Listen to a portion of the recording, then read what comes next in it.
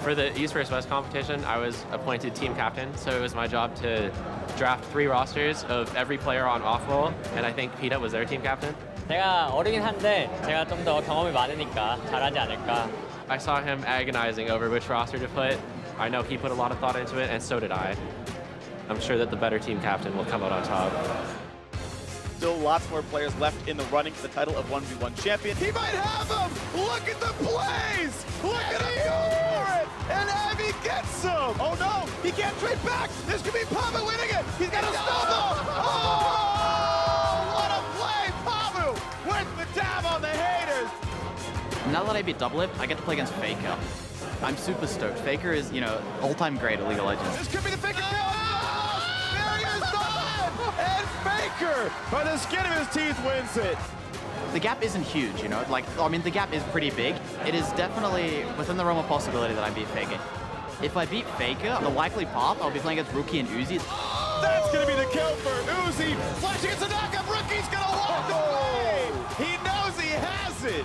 If I can, you know, maybe put my name out there, take a few games, that'd just be insane.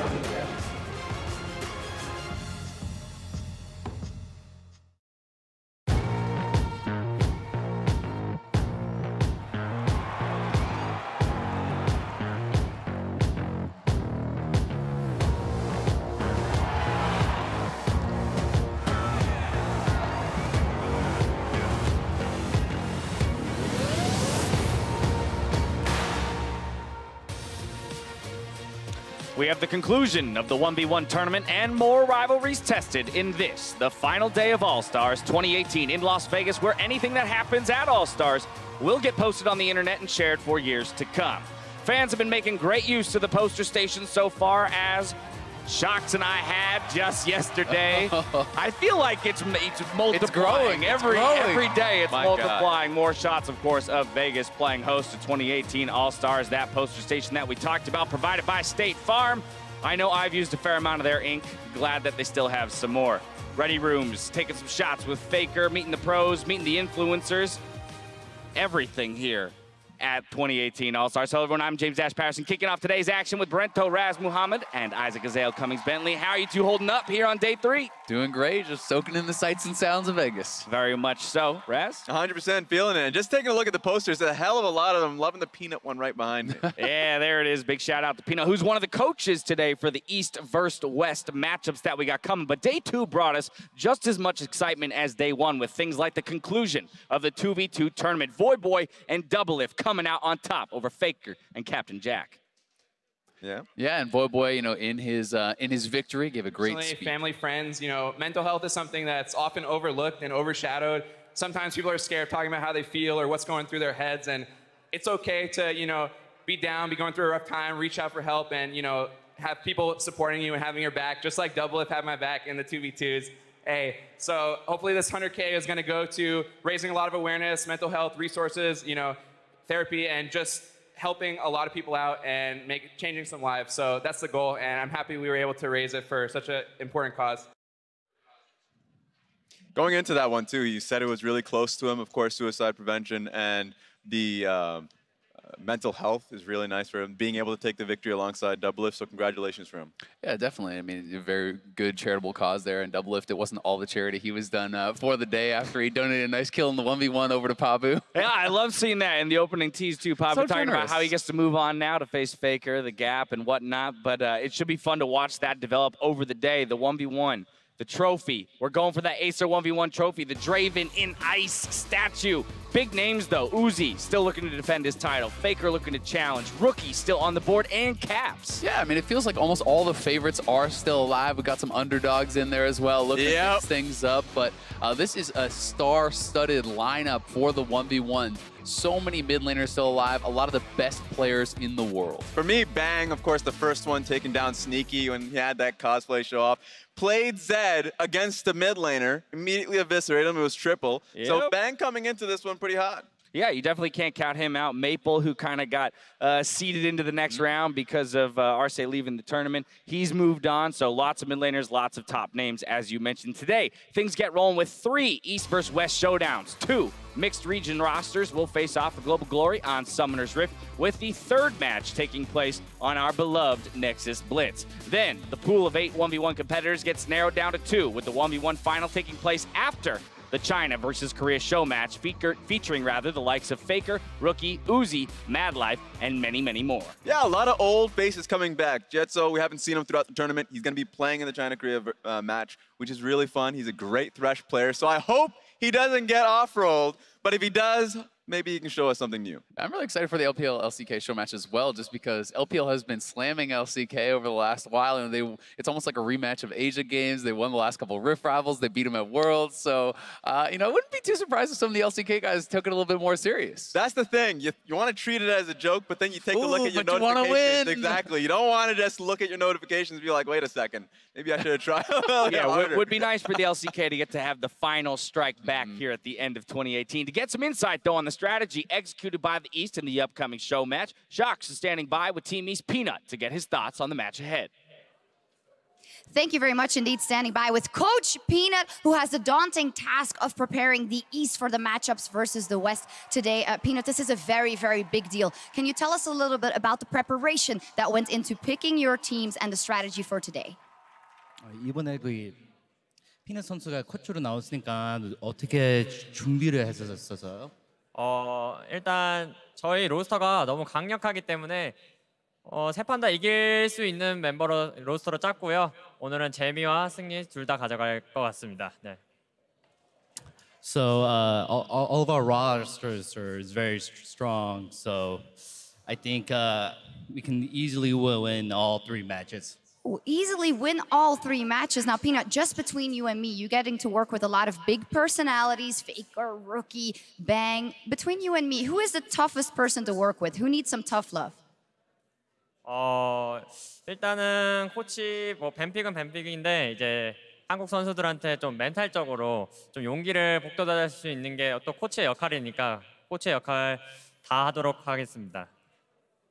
So it's the coach's job to help prepare mentally the players, and definitely that's what I'm going to do, especially for the Elski player.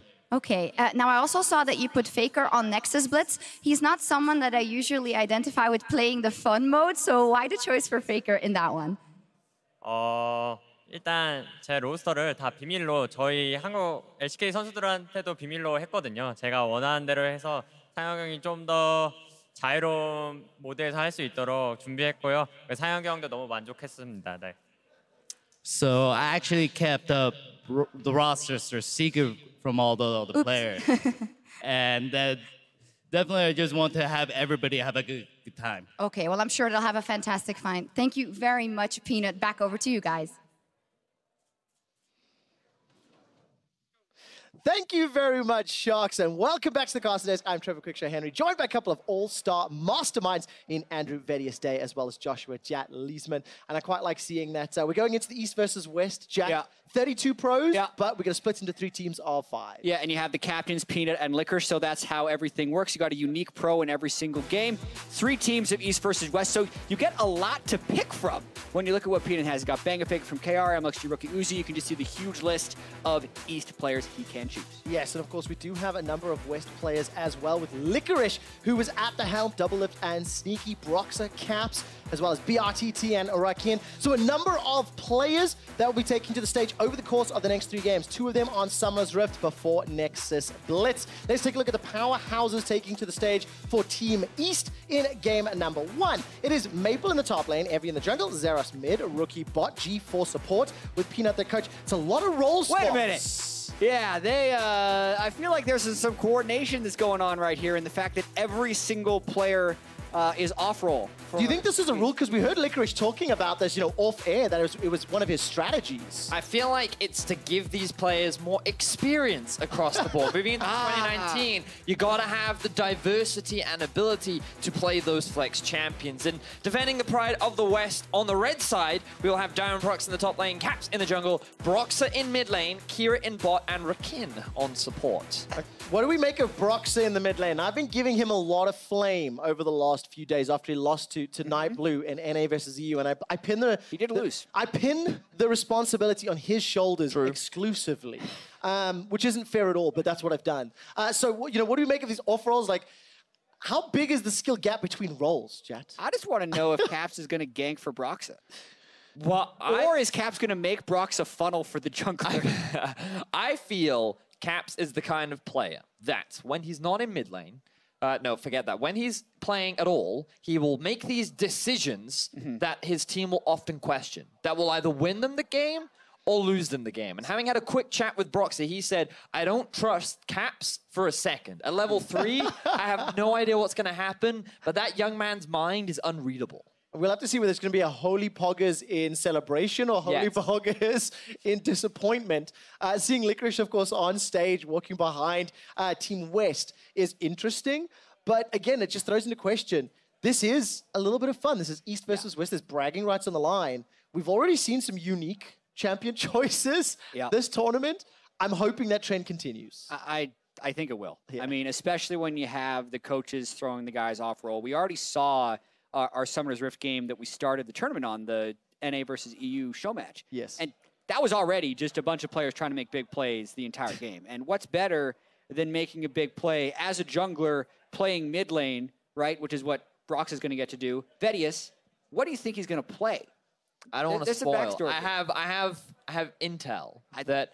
What intel? Well, they don't know. The players will not be able to. That's true. So share with the viewers what intelligence do you have? So I don't have very much, but the info that I have available to me is that I had a brief chat with Brox, and I said, listen, Perks refused to play Nocturne mid.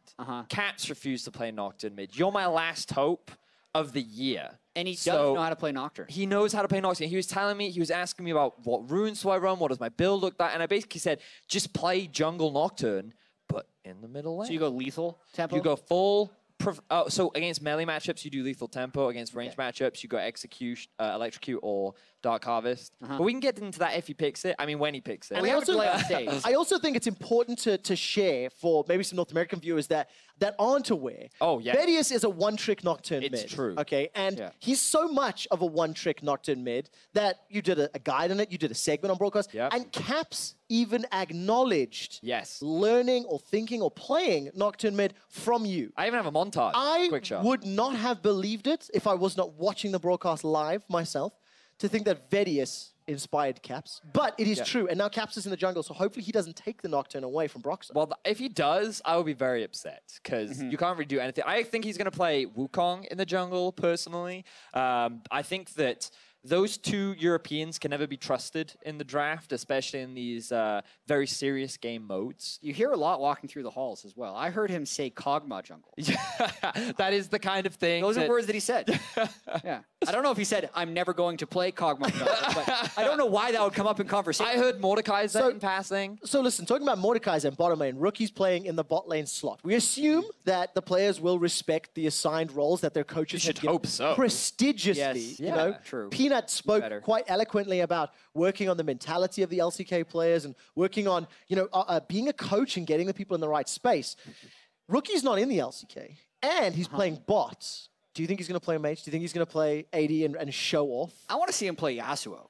Because that's Isn't a champion. That cheating, though? It's a bot lane champion. I mean, it is. That's why I said, isn't it cheating? But he's in the bot lane. Again, you're throwing all this logic at me, and I keep saying that sounds like cheating. All right, what's a non-cheating rookie bot lane champion? I think that if he were to take this game mode seriously, as intended, he would play something along the lines of, I would say, if I were to think deeply about it. Evidently, you have not. I haven't. I would look for a champion like One Punch Bard. That's the kind of thing I would want to be seeing from him. The rapid fire. Yeah, but now you've just gone completely off the deep end. Why? It's so It's played in the bot lane. You already have. have off-roll to begin with, but now you're like, okay, for fun, like super for fun off-roll, like ARAM style rapid-fire Bard. Yeah. This is not ultimate bravery star. All right. This all is right. the all-star It's East event. versus West. Okay, it's fine. We'll take it seriously. He is allowed, in my opinion, to play a something like a Draven. Draven would be fun. I'd be fine if he played something like a Draven. Lane dominant, mechanically intensive, and can make flashy plays. Is I that would support fine? that. I would support a Draven. I also think I'd love to see Rookie get to the late game on a Vayne and just That could be fun just too. wreck the West on Vayne, in That would be theory. fun. You know, that would be fun. What would you like to see, Jat?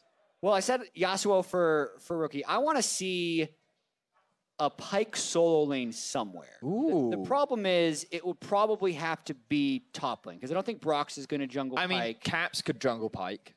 By the way, Diamond Prox Jungle Pyke is is in the the thing, game, yeah. so like Diamond could run it top. For anybody who recalls him playing with Darien in the top lane, Darien had some Renekton. far out there champions in the top lane. So if you took any inspiration from years of experience, If we wanted to go old school, he could go back to the good old days of Naz's Folly Bear.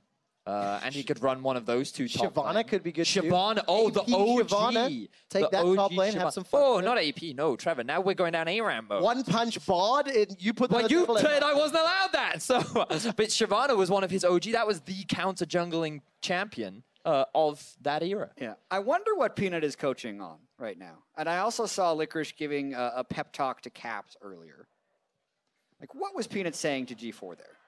So And is it more valuable than what Licorice is saying to his team? I mean, I'm going to say yes, right? But So, I just to did be it as a fair, question. whoa. To be fair, what we've seen is that North America thrive in these kind of an environment when it feels like stakes are off, but they're actually at their highest. Is when North America really comes into their own. So when you have a player like Licorice, who's as the fresh on the coach. North American scene and was the only person to pick a Thresh in the tandem mode yesterday, I feel like his drafting will be on the ball. I have high expectations of Licorice. Yeah, but the question is the ball one of those circus balls an elephant is dancing Let's on, also not or is forget- it something more elegant? He was coached by Reaper the Mastermind. So there are many layers Well, that is true. to Licorice. That is very true. That could set him up. Obviously, ladies and gentlemen, as you can see, we are resolving just a few technical difficulties on stage as the players are getting set up. This is good for us, though, because it allows the teams a little additional prep. And as Vedius rightly pointed out, and Jat definitely implied, Licorice's leadership is what's going to help this team. You know, while yes, Peanut can also do some work at the same time, it's very clear that what Licorice will be telling his players will be of more value to this East versus West thing. On bragging paper, rights. yeah. Yeah. Speak the same language, guys. That is a massive benefit. That's benefit. It does help. Although, you know, trying to understand Broxah at times can be challenging. Pick with your heart. What are you saying there? Well, He's got a Stuff, very hey, Trevor. deep voice. He's got a very deep voice. Did you listen to any of the mic checks? It's quite challenging with the chaos of the gameplay. Deficio leaves and already you're mocking a different Dane. It's like you just target them. It's years of practice. Years of practice. I have perfected it. And we are into draw for East versus West. Of course, East will be on the blue side this time around.